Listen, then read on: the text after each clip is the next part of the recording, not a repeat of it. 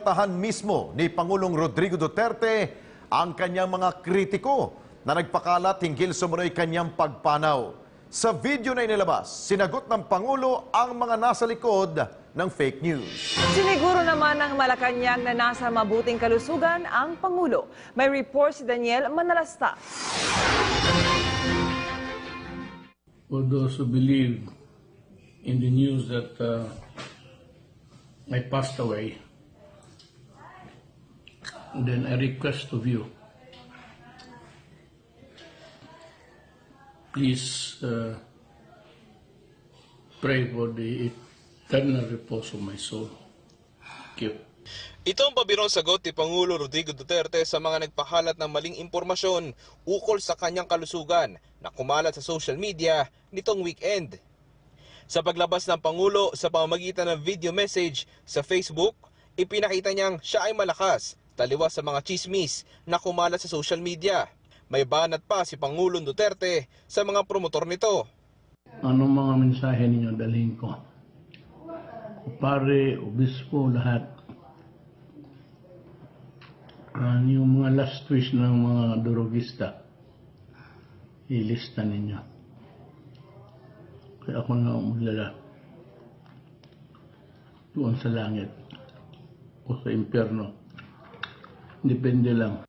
Ang common law wife ng Pangulo na si Hanlet Avancenia ang nag-post ng video message ng Pangulo upang matigil lang ang issue. Sabi naman ng palasyo, ito ay gawa-gawa ng mga kritiko ng Pangulo na walang magawa kundi siya ay siraan. Kasi yung mga makukulit, they cannot accept the fact that this president appears to be indestructible and apparently immune from any illness despite his punishing schedule. They just kill him in their minds because the social media was buzzing with so many speculations. So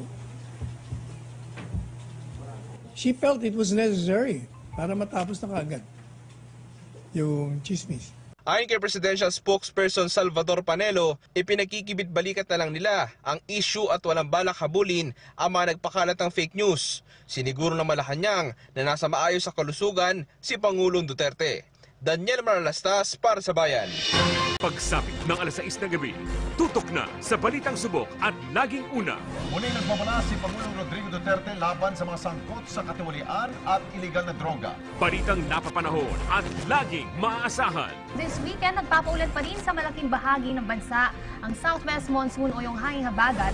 Balitang masusing kinalap para sa kapakanan ng mamamayan. Mahigit 100,000 trabaho sa loob at labas ng bansa ang naghihintay sa mga job seeker. Samahan ang tampalang Alex Santos at Catherine Vital sa PTV News. Hatid namin sa inyo para sa Bayan.